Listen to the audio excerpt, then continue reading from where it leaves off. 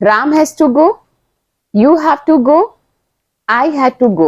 इन तीनों sentence structure को अगर आप ध्यान से देखेंगे तो आपने इसमें देखा होगा इन तीनों सेंटेंस स्ट्रक्चर में हैज, हैव और हैड का इस्तेमाल हुआ है, उसके बाद टू आया है और वर्ब की फर्स्ट फॉर्म आई है। पर अभी तक तो आपने हैज, हैव और हैड परफेक्ट टेंस में पढ़ा था, जहाँ इसके बाद वर्ब की थर्ड फॉर्म इस्तेमाल करते थे।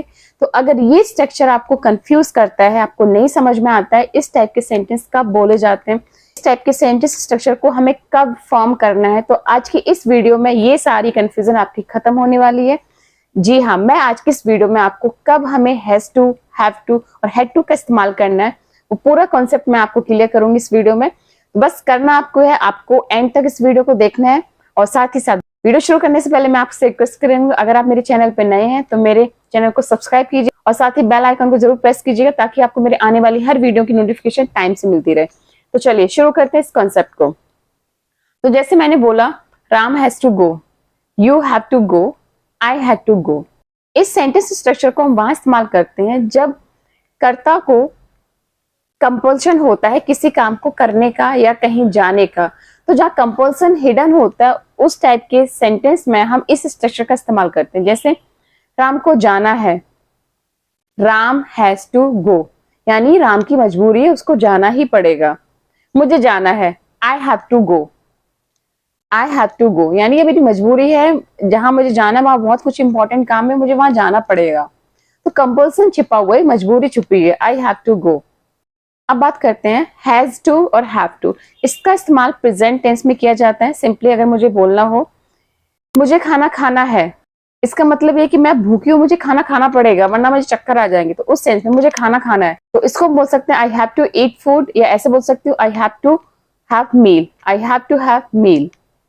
दूसरा, उसे मेरी बात सुननी है, she has to listen to me, she has to listen to me, यानी उसको मेरी बात सुननी ही है, कुछ नहीं, भाग नहीं सकती, जो मैं बोल रही हूँ वो सुनेगी मेरी बात को, उसे मेरी बात सुननी है, she has to listen to me.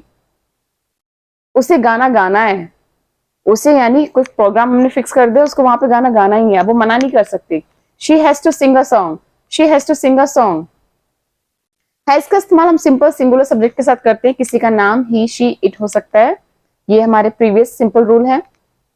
उसे आज पढ़ना ही है, ऐसा बोल सकते हैं उसे आज पढ़ना ही है या उसे आज पढ़ना है, यानी कंपल्शन, आज उसको पढ़ना ही पड़ेगा, आज वो भाग नहीं सकता। He has to study today, he has to study today. अब आते हैं हैव टू। हैव टू का इस्तेमाल हम प्लूरल सब्जेक्ट के साथ करते हैं। जैसे मैं बोलूं मुझे कल आगरा जाना है, I have to go Agra tomorrow, यानी मुझे कल आगरा जाना ही है, कोई मजबूरी है मेरी जहां मुझे जाना पड़ेगा, मैं बच नहीं सकती, अब मेरी मजबूरी, मुझे जाना पड़ेगा, I have to go Agra tomorrow. तुम्हें कल ऑफिस आना है, यानी एक इंपॉर्टेंट काम है जिसकी वजह से तुम्हें ऑफिस आना ही है, मना नहीं कर सकते, तो उसको ट्रांसलेट करेंगे हम, you have to come to office tomorrow, you have to come to office tomorrow. अगर बोलना हो उन्हें जल्दी उठना है, यानी कल हमें कहीं जाना है, कहीं कहीं घूमने जाना है जिसके लिए जल्दी उठना ही पड़ेगा, तो बोलते हैं उन्हें जल्दी उठना है, तो उसको हम ट्रांसलेट करेंगे they have to get up early, they have to get up early. मैं बोल सकती हूँ मुझे उसका इंतजार करना है, यानी मेरा कंपल्सन है, मैं उसको छोड़ के जा ही नहीं सकती, मुझे उसका इंतजार करना है, तो मैं बोल सकती हूँ I have to wait for him, I have to wait for him. तुम्हें इस प्रतियोगिता में भाग लेना है, यानी यूजुअली टीचर्स और पेरेंट्स बोलते हैं बच्चों से तुम्हें इस कंपटीशन में भाग लेना है, यानी आप मना नहीं कर सकते, आपको लेना ही पड़ेगा, मैंने ऑर्डर दिया है। उस सेंस में, ऑर्डर के सेंस में भी, you have to participate in this competition, you have to participate in this competition. तो इस तरीके से इसका इस्तेमाल करते हैं ऑर्डर देने में। अब बात करते हैं had to. Had to past form में इस्तेमाल किया जाता है और सब्जेक्ट चाहे सिंगुलर हो या प्लूरल, सभी के साथ हैड टू का ही इस्तेमाल होता है। जैसे मैं बोलूं मुझे उसका इंतजार करना पड़ा, मेरी मजबूरी थी, मैं जा ही नहीं सकती थी उसको छोड़ के, ये पूरा कंपल्सन था मेरे लिए कि मुझे उसका इंतजार करना पड़ा, तो इसको मैं ट्रांसलेट करूंगी I had to wait for him, I had to wait for him. उसको बासी रोटी खानी पड़ी थी, उसको बासी रोटी खानी पड़ी थी, यानी मजबूरी आ गई थी, था ही नहीं कुछ खाने को, तो उसने वही खाई मजबूरी में। He had to eat stale bread, he had to eat stale bread, उसको बासी रोटी खानी पड़ी थी, कंपल्सन था वहां पे। मुझे उसका प्रस्ताव स्वीकार करना पड़ा, कई बार बोलते हैं ना क्या करूं, मजबूरी थी, मुझे उसका प्रस्ताव स्वीकार करना पड़ा, तो इसको ट्रांसलेट करेंगे, कंपल्शन आया बात में, I had to accept his proposal, I had to accept his proposal, मुझे उसका प्रस्ताव स्वीकार करना पड़ा, मजबूरी थी मेरे सामने।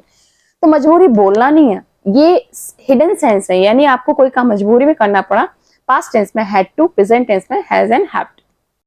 जैसे मैं बोलूँ मुझे उसकी बकवास झेलनी पड़ी, I had to listen his nonsense, I had to listen his nonsense, यानी मैं मजबूर थी, मेरे पास कोई ऑप्शन नहीं था, मैं वहां से भाग नहीं सकती थी, तो मुझे उसकी बकवास झेलनी पड़ी। I had to listen his nonsense.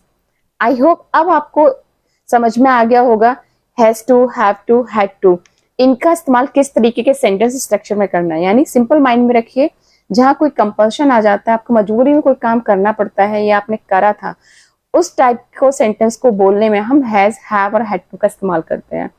Present tense में हैज एंड हैव का इस्तेमाल करते हैं, सिंगुलर सब्जेक्ट के साथ हैज टू, प्लूरल सब्जेक्ट के साथ हैव टू। पास्ट टेंस में सब्जेक्ट कोई भी हो, सिंगुलर या प्लूरल, सिर्फ हैड टू का ही स्ट्रक्चर रहता है। आई होप आपको ये कॉन्सेप्ट क्लियर हो गया होगा। तो अब आप ज्यादा से ज्यादा सेंटेंस बना के प्रैक्टिस कीजिए ताकि आप अपने रियल सराउंडिंग में इनको बोल सकें, क्योंकि सेंटेंस सुनने में तो बहुत आसान लगते हैं, पर जब भी हम अपने रियल सराउंडिंग में बोलना होता है ना, हम कंफ्यूज हो जाते हैं, क्योंकि रीजन यही होता है कि हम सीख तो चुके हैं पर हमने प्रैक्टिस नहीं की बोलने की। तो आप ज्यादा से ज्यादा सेंटेंस बनाइए, प्रैक्टिस कीजिए। और हाँ, अगर आपको मेरी वीडियो पसंद आई तो वीडियो को लाइक जरूर कीजिए, चैनल को सब्सक्राइब कर लीजिए और बेल आइकॉन को जरूर प्रेस कीजिएगा ताकि आपको मेरी आने वाली हर वीडियो की नोटिफिकेशन टाइम से मिलती रहे। तो आज की इस वीडियो में इतना ही, मिलते हैं नेक्स्ट वीडियो में, तब तक अपना ख्याल रखिए, बाय बाय।